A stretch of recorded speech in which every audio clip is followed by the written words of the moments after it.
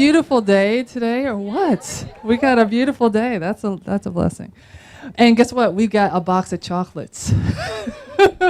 So I want to tell you the story behind this. Whitney Williams, one of our beautiful speakers, is involved with a charity, and she sent us, for you all, it was like 15 boxes of 10 pieces of chocolate each, so 150 or so pieces of chocolate for you to enjoy tonight. So you will get chocolate if you ask a question.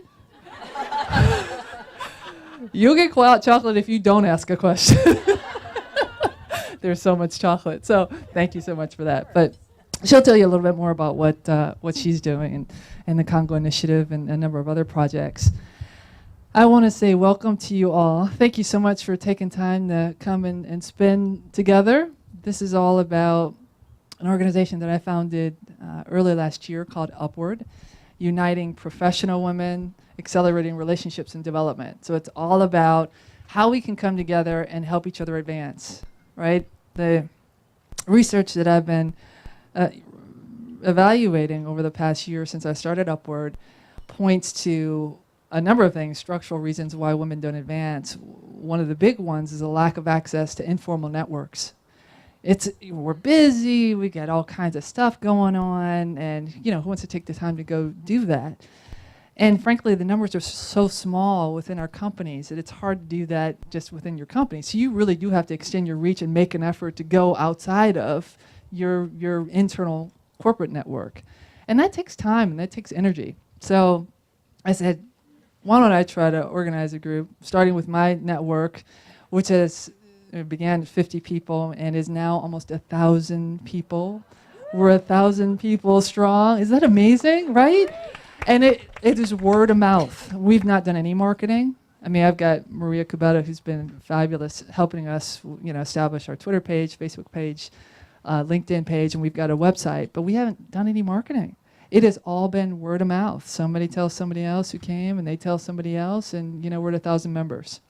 So we've done 5 events, 3 this year, 2 last year, and we've got 3 more this year with a big gala event coming in November where we're going to invite everybody to it. So this, because the events are what they are, we're constrained in terms of the space. We're not able to invite everybody to every event, so we have to rotate.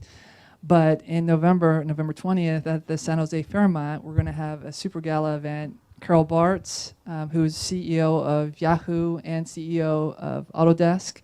She's one of 2 women that I know that have been CEO of large high-tech companies. Meg Whitman is the other one. And she is such a straight shooter. I don't know if you guys know Carol. How many people know Carol? She will tell you like it is, whether you like it or not. So we're going to have a very frank conversation with her about her experiences, the ups and downs, the stuff she went through at Yahoo and other interesting stories at that event. And tonight is for me all about giving back. I started this just because I feel and have felt compelled to do something. All right, I work in venture capital, and we're all a lot of us are in high tech. The high tech numbers are pretty dismal for women. The venture capital numbers are worse. I mean, there's 4% of the venture capital community that are women in the investment community, right? And there are associates and operators that are women, but the investors who all have the power, 4%. So it really makes high tech look like we're stellar. Google look better. Exactly. Thank you for that. It's true. It's true. Intel, Google, it's true. We look better compared to VC. So that as my inspiration is why I started to do this. And the whole idea of giving back and helping one another is something that's very near and dear to my heart, and I know to many of you, which is why you came today, and you were selected specifically because you were either involved in some way in philanthropy or you expressed an interest in it or an inclination toward it. So we're hoping that we can have a very specific and targeted conversation with you because I know it's important to you as well. And so that's how it all began. And I met Jacqueline and Whitney. Actually, I met Jacqueline before I met Whitney, but we were at a fundraiser that Whitney was working on with Sheryl Sandberg. It was at her house, poker match, pretty cool. She's going to tell you about that. And so raising capital for the Congo Initiative. And so I met her and I told her about what we were doing here. And she's like, I'm in. I'm all in. And Jacqueline, before that, I met Jacqueline through a mutual friend, Nancy Duarte, actually. Some of you may know Nancy. She spoke at a topical discussion like we're having today as well. And Jacqueline had the same reaction. Definitely want to help. So thank you both for coming. I'm going to let them tell you a little bit about themselves, and then we'll get into some questions that I prepared. But I'm going to reserve some time for you all to ask questions. So as soon as you have a question, we have 2 roamers with mics, Julie and Maria on that side, and they'll bring the mics over to you because we are taping so that we can have this on our website, and I'm going to blog about it as well. So if you could wait for a mic, that would be great. But with that, we're going to jump into it. So Whitney, why don't you go first? And thank you so much, both of you, for coming. And they look lovely, don't they? Okay, you first.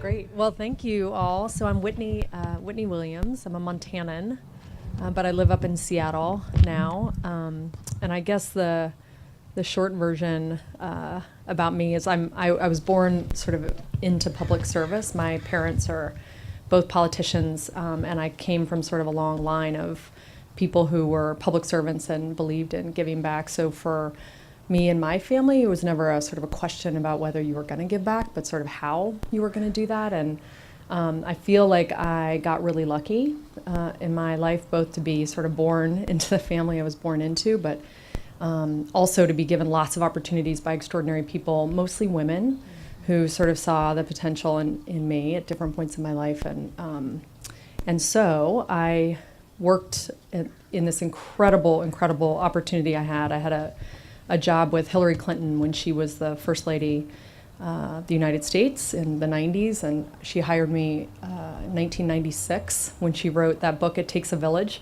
And I ran around the country on this book tour thinking I had any idea what I was doing, and I didn't. And Hillary's very fond of giving women a chance, and gave me a chance. And ultimately, by the end of the term in the White House, I had a position where I was directing operations in the White House, which meant that I ran the road show for her. So I got to travel around the world, and it was this extraordinary opportunity to sort of see history in the making and to do it alongside this unbelievable woman, but particularly got to see the power and sort of potential of the poorest folks in the world. So we spent a lot of time, particularly with women and kids in developing countries, and I got really excited. I had never been, I think I left, the only time I'd been out of the country, I was maybe 19 or something. I went to Ireland. And then when I got this job with Hillary, I ended up going to like 50 countries with her. So some for a day. But it was incredible, and I got really excited about the idea that you could sort of work in those types of environments and support women like Hillary. Not that there's a lot of women like Hillary, but really powerful people who had a voice to make a difference. So I did that, and I got excited about the idea of what more I could do when I left the White House. And ultimately, after a brief stop in an incredible charitable foundation called Casey Family Programs, which is the UPS money. UPS was started in Seattle 1920, I think. I worked for that family for a bit and then started my own company, which I can tell you a bit more about, but it's about 10 years old now, and it's a social impact consulting agency based up in Seattle. So I've gotten really lucky, and in part, when Lisa asked me if I would come, I got so excited to know that all of you were getting together, and I think that this idea of sort of mentors and having informal networks is critical, and I certainly wouldn't have made it in my career so far without it. Great.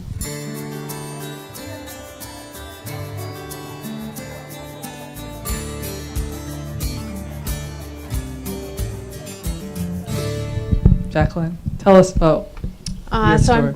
So I'm Jacquelline Fuller, and I run Google.org, which is the philanthropic part of Google. And so my background is my dad also worked in public service. He was career military, and he worked at the White House on arms control issues. And so I grew up in a house where we thought a lot about the Cold War and nuclear deterrence and game theory, and that was the track I was on, and I was majoring actually literally in arms control. But I had this tug at my heart, just this consistent tug about what about the poor? What about the poor? And I decided my senior year of college to change my major to urban poverty and public policy. My parents were so thrilled with my decision.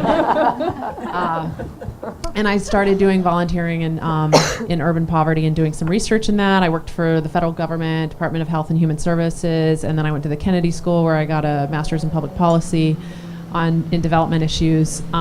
Took a few years off, have my children, and then when I went back to work and I was thinking about what I wanted to do, I read an interview where someone was asking Bill Gates, "You've got all this money, what are you going to do with it? When are you going to start giving it away?" And he said, "I'm going to give it all away, except for a very little bit for my kids, but I'm going to give the vast majority away, and I'm going to give it to help the poorest of the poor." And I just thought, oh, I'm in. You know, you need me. You need me to help you do that. And so I can find some uses for that one. I could, yeah. Help And you. the Gates Foundation it wasn't even officially started yet. You know, they didn't have a website or a brochure. They were just not even started. But I read in the article that there was a few people who were working in a small pizza shop or a small office above a pizza shop in Redmond. So I drove around Redmond in Washington looking for every pizza shop. Get out of here. Found the office above the pizza shop. Yeah. And then went through all the mailboxes and sort of process of elimination. Okay, it's not the dentist, it's not this one, you know. Started putting my resume in and cover note in there. And then someone would email me and say no. And then they would email me and say no. Sometimes they would call and leave a voicemail and say no. But I just kept bugging. Finally, this guy named Jack Ferris reaches out to me and says, "I will meet you in Starbucks for 15 minutes if you promise to never bother us again." This is a true story. And so I met Jack Ferris at Starbucks and was talking about, I've done research and I can do advocacy and this and that. And he's like, yeah, we don't even know what advocacy is. Don't think we need that. But, you're kind of, persistent. Could you write a brochure, for us? So that's how I started the Gates Foundation. So I worked there for 8 years and kind of like Whitney, I had done some traveling, but one of the things that I took on when I was there was working with Bill and Melinda and doing all of their international travel with them, and they like to set up these learning trips and advocacy trips. And so I went to 22 countries with them in 4 years and just really enjoyed that time. And then after I'd been there for about 8 years, I heard about this crazy little company down in Silicon Valley called Google that was talking really big about doing corporate philanthropy in a very different way. And, I thought to myself that I felt like Bill and Melinda had helped in personal philanthropy for high net worth individuals. They'd really raised the bar, right? And sort of, I thought, encouraged a whole generation of folks to consider giving a lot more of their money, and B, doing it, applying the best of themselves, their intellect, their time, their passion, and just really raising the bar on personal philanthropy. But frankly, in the area of corporate philanthropy was pretty flat, was pretty sleepy, not a whole lot going on. Companies weren't really giving a lot or doing it, I think, in a very sort of thoughtful or creative way. So I thought, this might be a really interesting challenge. So moved the family down to Orinda. Love it. Actually, on that point, and then I want to get back to Whitney, but what is Google doing that's unique and creative and out of the box? Because they are known for that. Yeah. Right? We are some crazy people. Yeah. So I would say one thing is just that we're giving serious money. So frankly, I think a lot of corporations, and if you think about it, if you ask where do most people spend most of their time, it's companies. So we've got to figure out how companies can both make profits, pay their employees, pay their shareholders, and do good in the world, right? So I think one thing that Google does is it's serious about giving funds. So for example, we give over $100 million each year to nonprofit schools, universities. We invest more than $1 billion in double bottom line things like renewable energy finance, and we give away more than $1 billion worth of our products like Google Apps ads for nonprofits. That's heavy duty. Well, what did you expect to accomplish on this journey when you set out? I mean, we've read about and heard about people that have this ambition to really change the world. Was that your ambition, and was that your motivating force? Well, yeah, in a way it was. I think I suppose I truly have always believed that I do and that we do, right?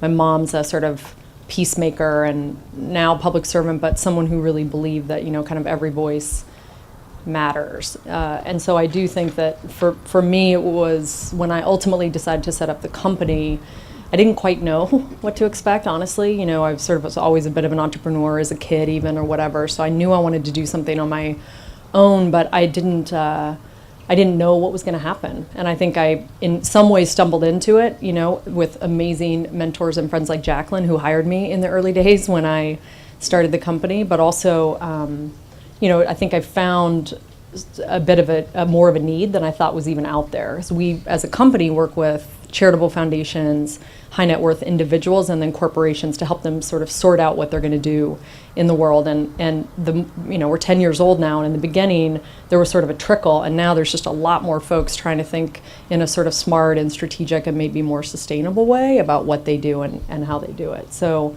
I think it was definitely a little bit of the right time as well. Yeah, and it's a consultative service that you Yeah. offer? Maybe you can talk about kind of how you go about providing that service, who you seek out, do they seek you out, what does it look like? Yeah. So, so we sort of work with, as I say, either high net worth individuals, corporations, or philanthropies. And in the case of individuals, they can be, high net worth and or high profile. So we've had a set of folks in our lives like Bill and Melinda when Jacqueline hired us, or Ben Affleck, who's a Ben Affleck. Ben Affleck, yeah. I met Have you him. heard of him? He was Yeah. so cool. Yeah. And he was Yeah. way cuter than on TV. Seriously. He was at the poker party. He was at the poker party. And that That's was why I went to before poker he got hired for Batman, right? That's So right. that He's gotten a lot bigger. Oh, really? He actually has. He Oh, really okay. has gotten It was a lot so worth bigger. it. Not that we noticed at the board This is why we meetings. really We were do focused on the finance documents at the board meeting. it. Yes, that's it. Thank God Jacqueline's on our board at Eastern Congo Initiative. He really did get a lot bigger for Batman. He did. His wife What was on part? TV the other day, and she said, somebody said something about him, and she said, "Have you seen him lately?" Because he did get a lot, bigger. So anyway, so Ben, here's a good example, because the ECI, this is actually why we have these chocolate bars. Ben, we sort of had a mutual friend who was giving back in the world, also an artist who met Ben and sort of said, look, if you want to do good, Whitney might be able to help you. Why don't you sort of think together about what you want to accomplish? And Ben sort of set out to think about kind of what he might do in the world, and literally knew that he was deeply interested in Central Africa. He was in college, as I was during the Rwandan genocide, and it was sort of this striking thing for kids who were teenagers and early 20-somethings, sort of seeing what was going on and going, how could this have happened? So he got really inspired about it. He knew he wanted to give back in that sort of part of the world, not necessarily Rwanda. And we started working together, and that's a lot of what we do with different clients who sort of say, look, I feel blessed, I want to give back, I've got some kind of currency, whether it's a brand or some cash or both. And so, very long story short, we sort of work with folks across a sort of strategy, and through some of these, as Jacqueline talked about, these learning trips and learning tours to help people really get to the core of what they want to try to accomplish, and then help them build that effort in some way. So we do it, for companies. Sometimes, like Tom Shoes is a client, an amazing company that does great stuff in the world, but they also, Blake set up Tom's, literally, in his apartment, and he had no intention of Tom's becoming what it has. And so as the shoe sales grew, because it's a one-for-one model, right? The giving grew, and all of a sudden they had to give all these shoes, and they didn't want to flood local markets with shoes, which would be a terrible thing to do. They didn't want to randomly give away and create some dependency on shoes, but they weren't even thinking about that. So we met Blake about 5 years ago, and he was like, oh my gosh, it was the fastest growing apparel company in America at the time, and he knew that what he wanted to do was to sort of be as true to that part of the company as he was to the sort of business side, and so helped him sort of think through some of the aspects of doing that really effectively. So yeah. Love that. Okay, on Google, there are a lot of entrepreneurs here, and they want to know how to get some Google money. So how do you go about getting Google money? So raise your hand if you're an entrepreneur, either social entrepreneur, for-profit entrepreneur, started your own company. I just want to say to you all, I am in awe of you, because I do not have your courage. I am like a give me my paycheck woman. And no, I really admire your courage and your ability to take risk, and I admire that in my friend Whitney here, and that's why I've always kind of cheered her from the sideline, like, go Whitney, go. No, I'm not going in there. Okay, so it's a question about if you wanted Google.org money, theoretically, how would one do that? Yes, that is the question. Don't miss the question. So I'll speak specifically to Google.org, but then I'll also just give some tips on how to approach funders in general, right? So maybe I'll start broad and then get narrow. So broadly speaking, I would say most funders, what you have to realize is, probably once a day someone tells me they think I have their dream job, like the best job in the world, right? Someone told me that tonight, but the truth of the matter is that funders are a lot like VCs in that we spend the majority of our time saying no. So it's actually a really tough job. So I had drinks with Ron Conway last night, who's a VC, and we were talking about this, and he said, yeah, we see, every week at least 30 structured deals where we're in depth considering them, and we only fund one. So you have to think about that's 29 no's. Funders are the same way, right? So it's very draining. It's very difficult. We fall in love with ideas. We fall in love with people, and we just realize this just doesn't fit my strategy. So realize that you're talking to or approaching people who have to spend the majority of their time saying no. The other thing is understand who they are, and what they give to, and what motivates them, and what their criteria is. Because I don't mind at all anytime someone coming up to me and making a pitch. So have your pitch ready, and it needs to be 30 seconds. In fact, your first sentence is your most important sentence.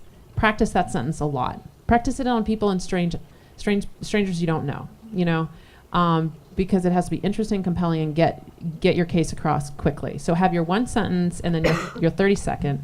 And most funders will be willing to take that pitch, whether you're at the barbecue or, in a meeting or whatnot.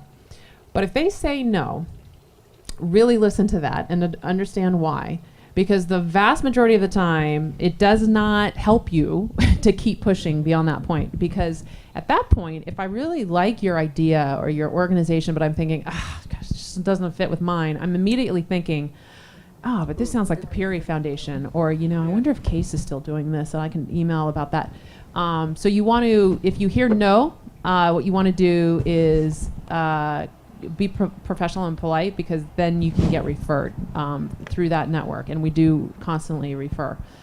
And the other thing I would say is it always amazes me how seldom people follow up with really clear and concise information right after meeting. So I would say within 24 hours of meeting, even if you get a no, thank them for their time and just remind them, and then give them your best data, your best pitch. Don't hold it back. Don't give me a lot of flowery words about, kids and changing lives. Tell me exactly what you're achieving, your impact and your metrics. So those are my tips for any funder. And so at Google, we've done a lot of things over the years. Google.org has changed so many times. We're like a launch and iterate type of culture.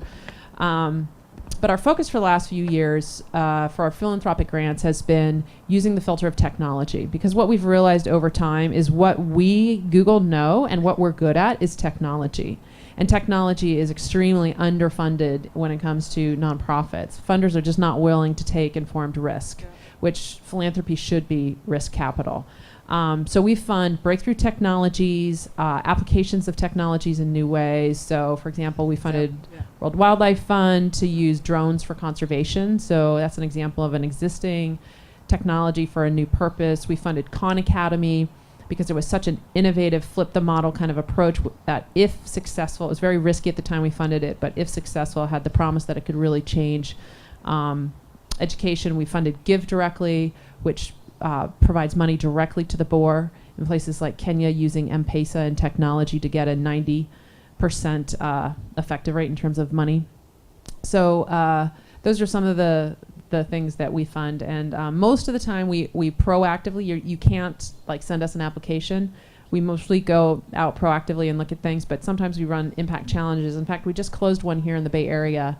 Some of you might have participated in that. We actually have a winner here in the audience. Who's the winner? We have Technovations here who we funded. Oh, yay! And someone else was telling me a story about how they heard about the Impact Challenge and told a nonprofit who ended up winning. So appreciate that. So sometimes we run these challenges where we'll go out and take applications. Love that. Great. Excellent. How, do you get a return? I mean, how do you measure your success? Lisa, we do get a return. We do have ROI.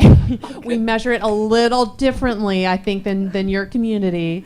No, Google being a quite data-oriented company, as you can imagine, we measure. We do look very much at the data and measure what returns we get. It's different for each thing that we're funding, but our philosophy is to actually have pretty streamlined application and proposals, which is very different from our experience at the Gates Foundation. So we agree together what's going to be accomplished, and we do kind of a pay per performance where we agree together that, okay, we're going to give you this money, you're going to hit this set of deliverables. If you do that, you get more in the, hit these deliverables. And we're also, frankly, really flexible because we're funding a lot of early stage ideas. And so if people need to pivot, we'll come back and change things with them. So it's a conversation and we come up with the things together. But if, sometimes we decide together with a grantee, you know what? It was a great idea and it just did not work. The implementation, fell apart. And we're just going to agree that we're done with the experiment. Got it.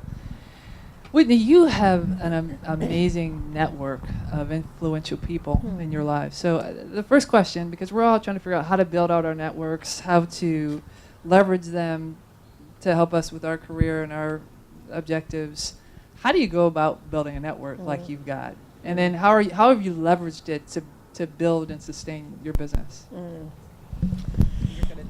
Maybe you know how. I don't know, actually. I'll say a couple things. One is what Jacqueline just said about sort of the follow-up is no joke. You know how when you get like a handwritten note from someone after, it stays with you, right? I mean, I don't think any of us do that sort of as much as I think we should. So I think being really intentional about staying in touch with people who sort of can be helpful to you, and asking people to be helpful to you.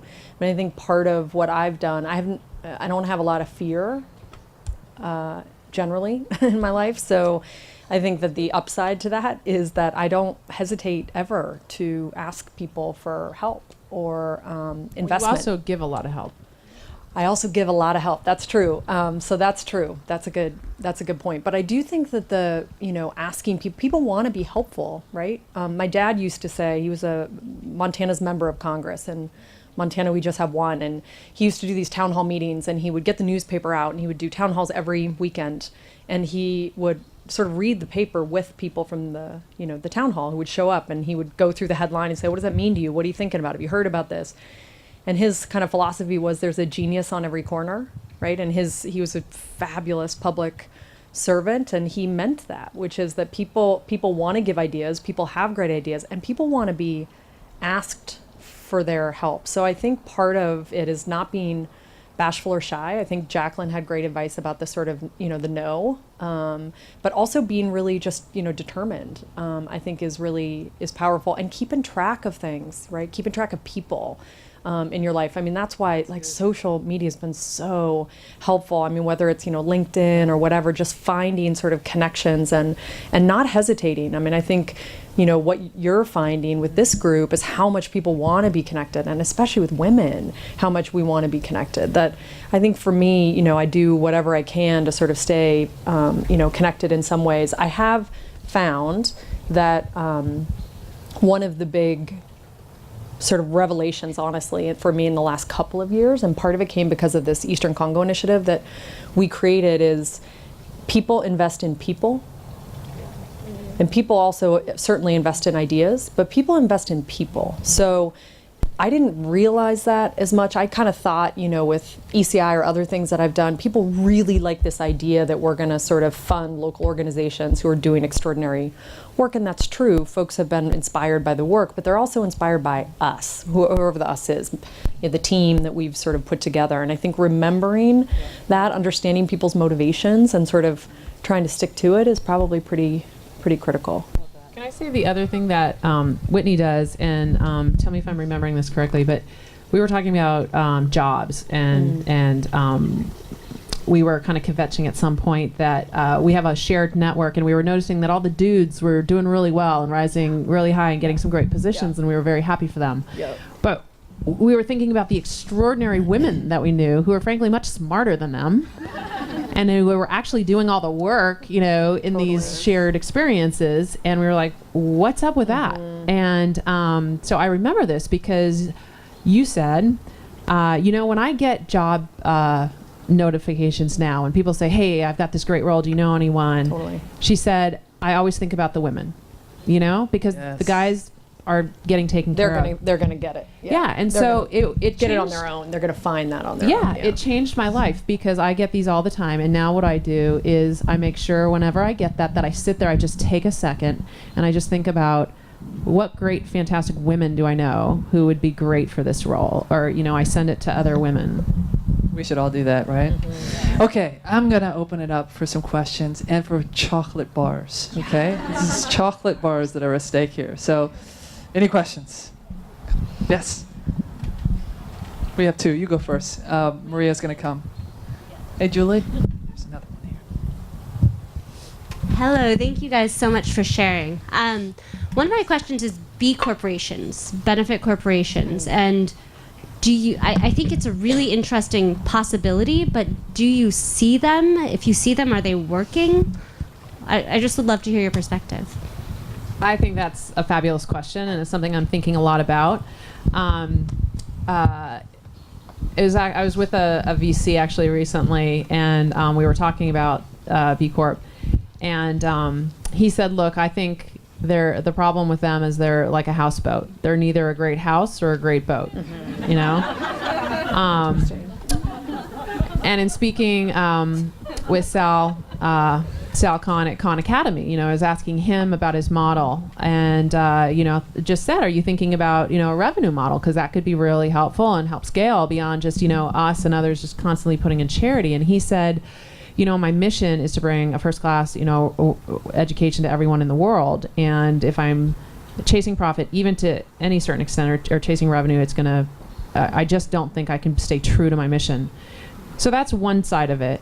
On the other side of it, I have to say, as a funder, I would hate to be a nonprofit, right? Because you can have the best idea and the best track record, and funders are just fickle, you know? It can be like you're doing the best thing in the world, but you just don't quite have this diagonal slant this way that goes with exactly what their founders want to do or exactly what the corporation needs, and you won't get funding. So I actually think it's a very interesting and important trend. If I, you know, advise young people who are starting out and say, I want to make a social impact, should I go the nonprofit route or the business route? I would say go business. You know, try and create it through a business if you can. So I think we're kind of early. Yeah. No, I agree with all that. Let me just say, since you got the first chocolate bar, can I just tell you guys really quickly what this is? So let me just say, so Theo is the fastest growing specialty chocolate company in the United States. They're in like 500 retailers. They're in every Whole Foods. When Ben and I started ECI, we wanted to have a big economic development portfolio, and we found that the cocoa and coffee, Congo is, you know, in the center of Africa, right? It's massive. It's 9 countries around it. It's the size of Western Europe. Rwanda, which people hear a lot about and know a little bit about, Congo's 98 times larger than Rwanda. So it's really an important place, and sort of has the potential to be the breadbasket of Africa. So they grow delicious cocoa and coffee, and among many other things. So we started working with some smallholder farmers there to see if we couldn't help improve the quality and quantity of the crop. And the we there is not Ben or me. We're not agronomists or helpful in that way at all. But what we did was got some investments to local organizations, and these Congolese farmers, the vast majority of whom are women. 75% of the world's farmers are women. Because who's doing the work? Right. Who's doing the work? Back to the right. That's all you have to ask. Who's doing Around the world. So this cocoa, Who's carrying the water? It's true. So this cocoa, it turns out, has never been exported to the United States before. So we approached Theo, Seattle-based company, amazing, for profit, but absolutely making sort of as much change in farmers' lives as certainly any nonprofit, and I would say probably more than any nonprofit. They started by buying 20 tons of cocoa, and we did a limited edition kind of bar around the release of Ben's last movie, Argo. So sold a ton. Ben promoted it kind of everywhere he went. And it turns out that it's a delicious chocolate bar. The cocoa is really high quality, and now they just bought 640 tons of our cocoa, and it's literally transformed these 3,000 farmers' lives in this one community, and the scale of that could go, And that's so much bigger than grants could do. totally. You know? Yeah, so it's so now every single piece of Theo chocolate has Congolese cocoa, but some are specific, and they have Ben's a little quote from Ben on the back, so you can buy it anyway. Sweet. We still want to know what other superstars you know, by the way. We'll get to that later. Other questions? We had one here. Hi, thanks to both of you for coming. I have the Congo coffee and cream. It smells so good. good. It's not even I'm on gonna the eat shelves that yet, right but it after will be this in like 2 question. weeks. I'm going to get to that right after this. But my name is Cheryl Conti.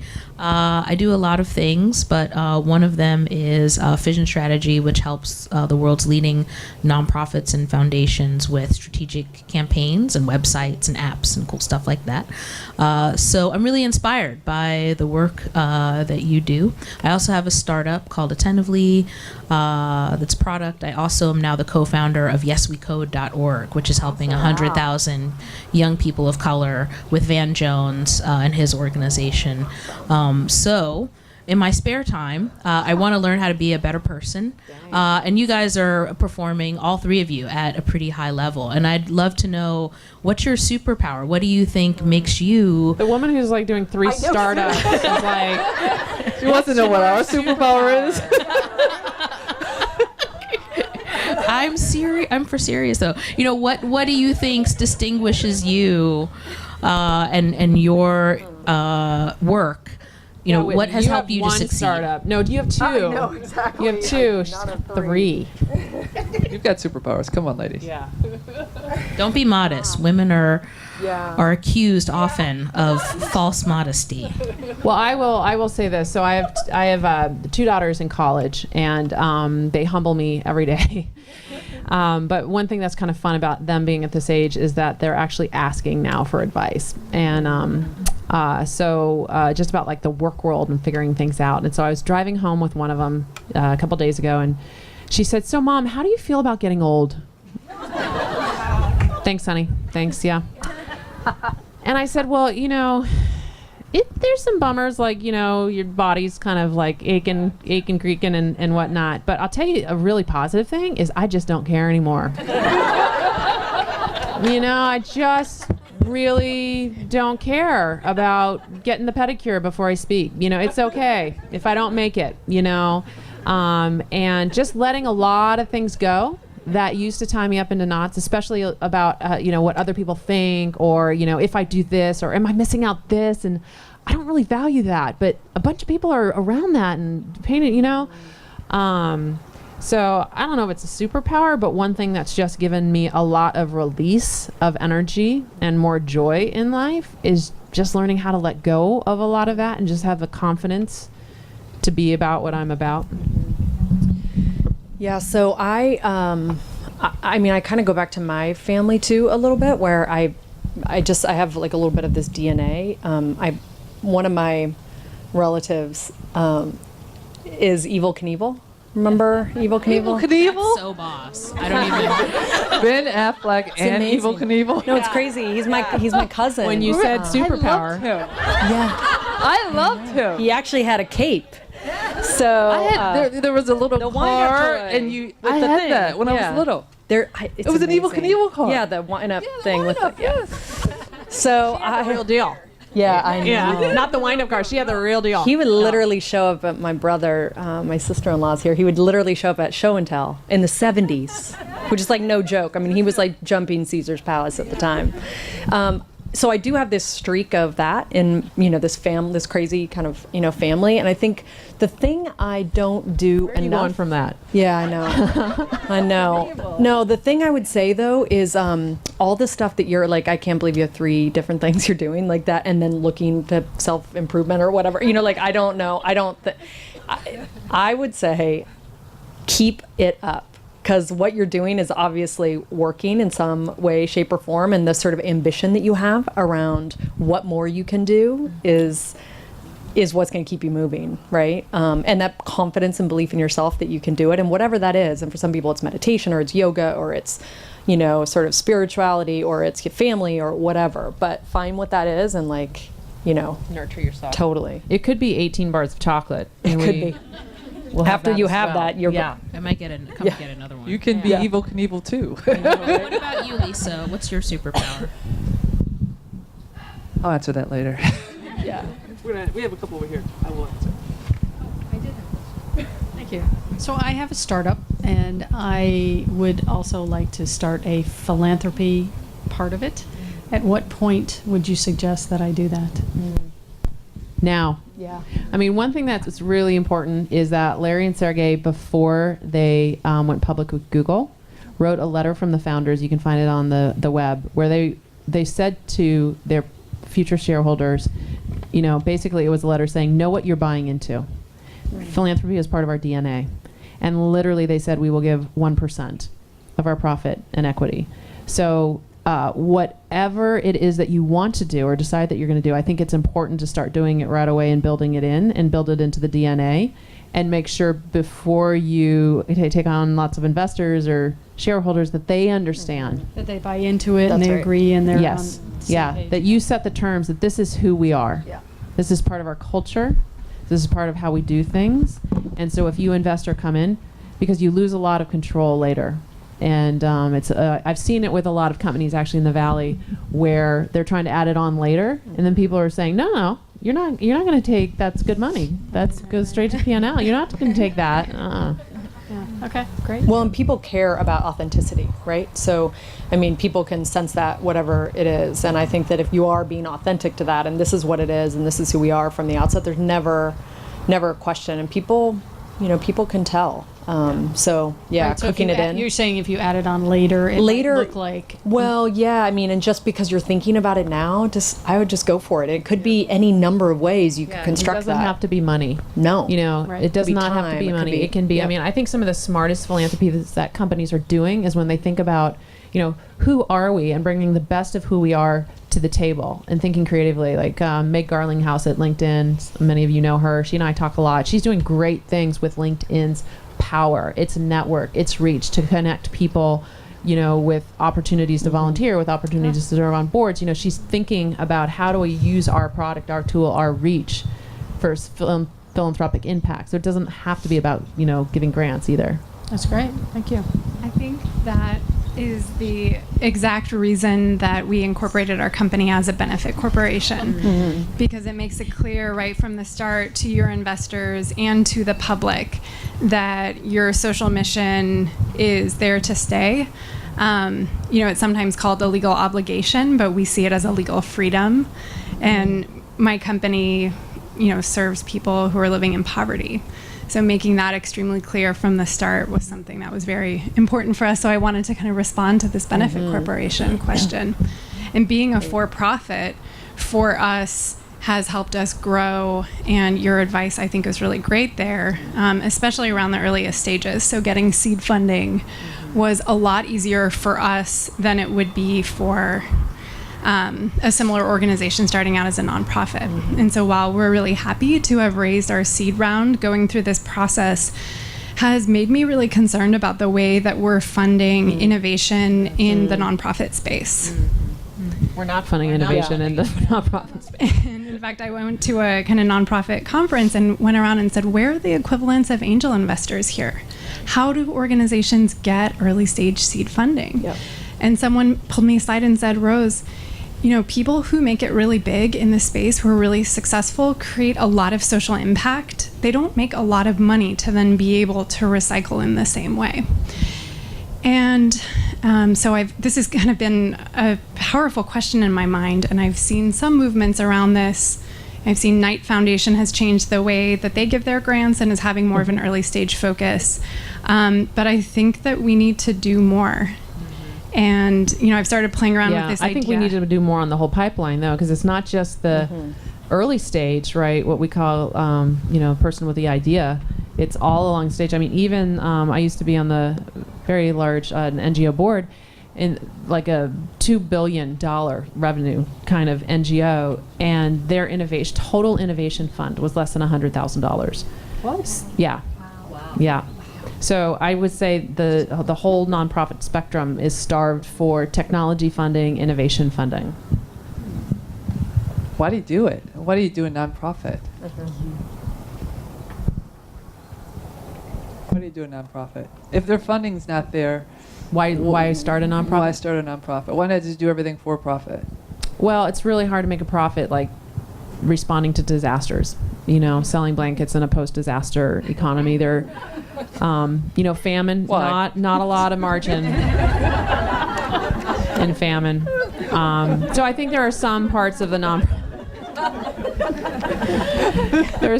nonprofit world that are going to be harder to monetize than other parts. But so, for example, we have a mutual friend who runs a really big, $1 billion nonprofit, and I was working with her to see if she could take portions of what they do, not disaster response, not some of the other things, but portions of what they do could actually be created into standalone businesses. Yeah. So I think you can, and I think some of the big boys in the field are looking at how do we carve out some of those things and empower entrepreneurs, to actually do some of that work and through a business, a market approach. Got it. My name is Emily Lamb, and I serve on the board of the Health Trust, which is a local health foundation that actually won one of the Google.org challenges. And one of the things serving on the board that I've been trying to orient people is to, think of not just funding projects or causes that you like, but think about funding organizations that, can really scale and leverage and act more a little bit like a VC rather than a traditional foundation, and that our return on investment isn't necessarily dollars, but how much social good we can have and how we can leverage that more. But I think that in the foundation world, it feels a little bit uncomfortable to think about it that way. We've tried to do some different grants. We brought in the professor who wrote the book on disruptive innovation, and then we started asking grantees to kind of think about the projects that they apply in that kind of lens. Is like, I don't want just more money for my clinic that serves uninsured. It's like, we want to fund things that are going to change the way that you deliver. Like, give us a grant proposal that completely turns the model of giving care upside down, and that's the kind of thing. But I feel as though the traditional boards on foundations are uncomfortable with that, and then grantees are uncomfortable with that. But every year I've given you a grant application for serving the same number of people the same way. And so when the first round that we did that, we got a whole bunch of different things that were kind of all over the place, but maybe only one or two nonprofits that really understood what we were trying to do there. And so I would love to move more in that direction, but I just feel like people don't, on both sides don't know what to do with that. Part of that, I think, is this exact conversation, right? And doing it in sort of communities and crowds of folks who want to have that dialogue, because there's a lot of people in this sort of space who completely understand that there's this sort of disconnect. So it's where the B Corp came from, right? Which was, wait, this isn't working, and there's got to be other models. There's a really interesting project that you guys can check out. It's called Open Road Alliance, and my company helped create it and is now sort of incubating it. But it's a charitable fund, and it's not technically a foundation, but it's a high net worth woman. Her name's Lori Michaels, who decided that she wanted to sort of give back and wanted to find a sort of space for that. And what she's decided to do, long story short, because you can kind of log on and check it out, but is a really different and I think innovative way of funding, which sort of says, okay, if you're a nonprofit like this incredible organization called PATH up in Seattle, who's doing this amazing amount of sort of innovation, and they've got a grant to sort of do work with the rotavirus vaccine in South Africa, and they're ready to deploy it, and it's ready to go. And the South African government says, wait, can't do it here. You've got to do a clinical trial. We'll cover half of it, but you've got to cover the other half. And meanwhile, this is like a $120 million activity, and they need $75,000, and they can't find it to what is that about? So what Lori said was, wait, I want to be the funder who people can go to for that sort of gap funding or sort of roadblock funding for folks who have unanticipated, which in the nonprofit sector happens every week. And what happens is the power dynamic between nonprofits and the people with the money is always what it is, which is folks, for the most part, don't want to say, something happened, right? Something happened. I didn't anticipate that the South African government was going to need X, Y, or Z, but I need the money. And by the way, I need it now. I need it within like 3 weeks. Or so example after example, 29 grants later, Lori's really starting to, I think, make a little bit of a mark on disrupting that a little bit with this traditional nonprofit for-profit sort of model. So it's called Open Road Alliance, and you should check that out. It might give you some ideas. And anyone who ever has that, when you come across it in the nonprofit space, they're a great grant maker, and they make decisions within like a week. And if it fits the criteria, they do $100,000 and below grants. It's a great organization, but it's a cool way of There's thinking a lot of about this people in stuff. the audience right now who are tied to nonprofits who are like, oh, we've got a block. Yeah. No, seriously, and it's the We have a thing- $100,000 block for Open Road. Yeah, right. Exactly.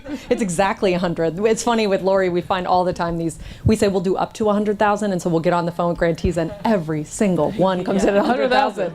You go, wait, is it really? Come in at 75. Yeah, exactly. Right. 75K roadblock. Humor is her superpower, by the way.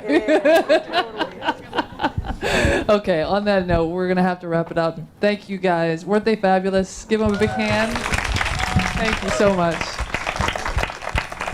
And thank you all for coming out. I didn't want to keep you too long. We started a little late because of traffic, so we'll wrap up now.